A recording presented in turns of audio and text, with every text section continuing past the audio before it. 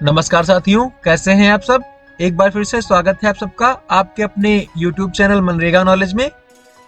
हमारे सब्सक्राइबर्स ने कमेंट किया था कि वेज लिस्ट कैसे बनाते हैं, इस पर फुल इंफॉर्मेशन के साथ एक वीडियो बना दीजिए। तो आज की इस वीडियो में हम लोग देखेंगे मनरेगा श्रमिकों की डिमांड लगने से FTO तक के प्रोसेस को मैंने कुल 6 भागों में डिवाइड किया है। आप लोग डायग्राम में देख सकते हैं। तो सबसे पहले साथियों में क्या करना होता है कि हमारा जो श्रमिक है जिसने कार्य के लिए आवेदन किया है, यानी कि जिसको कार्य करना है, हम उसके जॉब कार्ड नंबर को यूज करके वर्कर की डिमांड लगाते हैं। डिमांड लगाने के बाद हमारा अगला स्टेप है, इसमें हम श्रमिक को किस कार्य पर लगाना है, यानी कि श्रमिक को वर्क अलॉट करते हैं, यानी कि वर्क एलोकेशन का है। और जो हमारा थर्ड स्टेप है, यानी कि मास्टर रोल जनरेशन, श्रमिक को वर्क एलोकेट कर देने के बाद हमें श्रमिक का मास्टर रोल जारी करना होता है। तो फ्रेंड्स, हमारा जब श्रमिक का मास्टर रोल जारी हो जाता है, इसके बाद हमारा जो चौथा चरण है फ्रेंड्स, तो चौथे चरण में हम लोग हमारा जो मास्टर रोल जारी होता है उसमें अटेंडेंस लगाना होता है, यानी कि हमारा जो श्रमिक है वह जब कार्य करने जाएगा। तो वर्तमान समय में जैसा कि आप सब लोग जान रहे हैं कि मनरेगा श्रमिकों की जो अटेंडेंस है वो NMMS ऐप के माध्यम से लग रही है। अटेंडेंस के लग जाने के बाद हमारा जब मास्टर रोल पूरा होता है, यानी कि मास्टर रोल की डेट जब पूरी होती है, तो इसके बाद फ्रेंड्स हमें वेज लिस्ट बनाना होता है।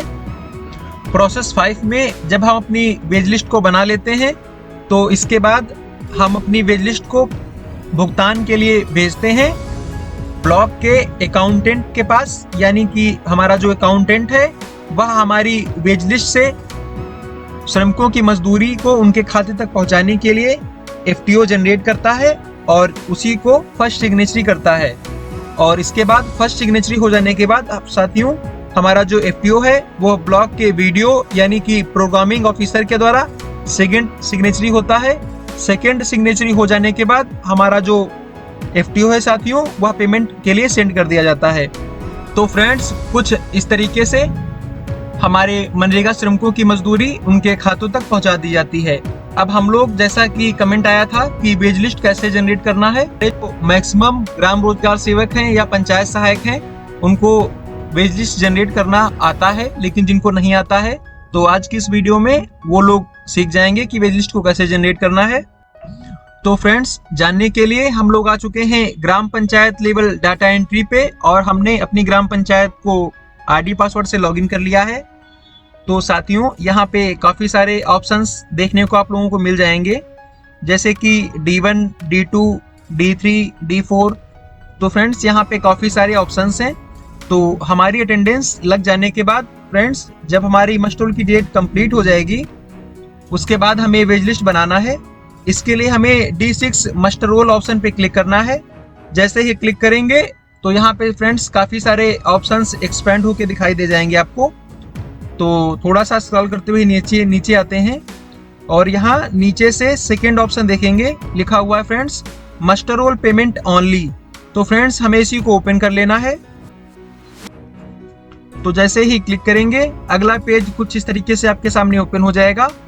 तो यहाँ पे फ्रेंड्स देखिए, हमारा जो वर्क कोड है उसके लास्ट के कुछ डिजिट यहाँ पे डाल देने हैं, सर्च कर लेना है।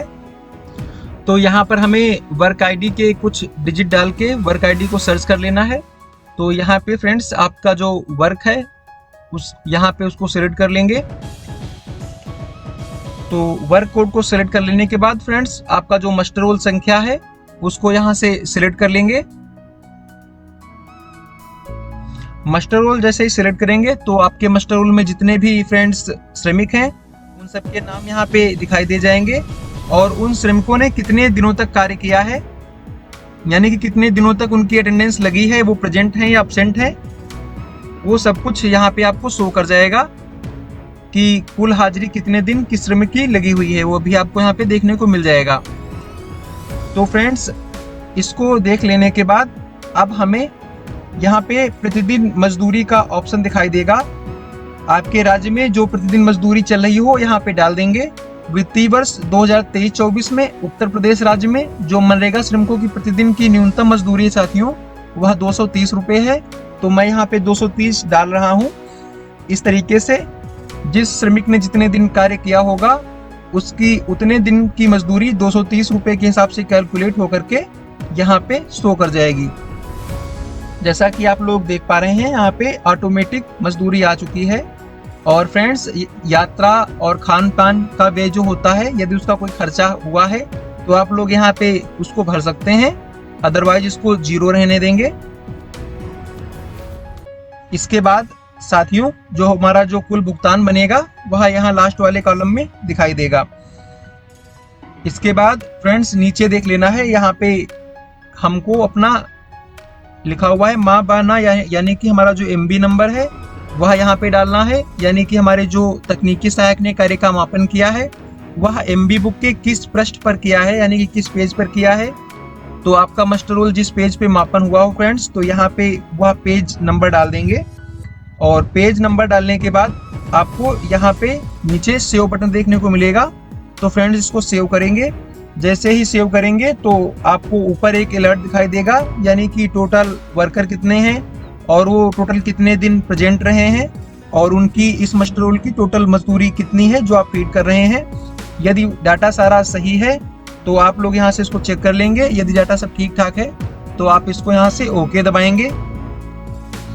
जैसे ही ओके दबाएंगे फ्रेंड्स, तो आपका जो मास्टर रोल है वह सेव हो जाएगा। तो फ्रेंड्स आप लोग यहाँ पे देख सकते हैं कि हमारा जो मास्टर रोल है वह पेमेंट के लिए सेव हो चुका है। इसी तरीके से आपके कार्य पर जितने भी मास्टर रोल होंगे उन सबको सिलेक्ट करके उनकी मजदूरी भर के ठीक इसी तरीके से उनको ओके कर लेंगे। अब इसके बाद फ्रेंड्स जो हमारा अगला कॉलम है, जो हमारा अगला प्रोसेस है वह वेज लिस्ट जनरेशन का है, यानी कि वेज लिस्ट कैसे जनरेट करना है। तो इसके लिए फ्रेंड्स हमें चले आना है D7 वेज लिस्ट के ऑप्शन पे। तो इस पे जैसे ही क्लिक करेंगे तो काफ़ी सारे ऑप्शंस दिखाई दे जाएंगे आपको नीचे। तो इसी का पहला ऑप्शन है generate wage list for payment. तो हमें इसी पे क्लिक करना है। इस पर क्लिक करने के बाद हमें यहाँ से अपनी ग्राम पंचायत सिलेक्ट कर लेनी है। ग्राम पंचायत सिलेक्ट करते ही आपकी जो डेट है यहाँ पे ऑटोमेटिक साथियों फिल हो जाएगी।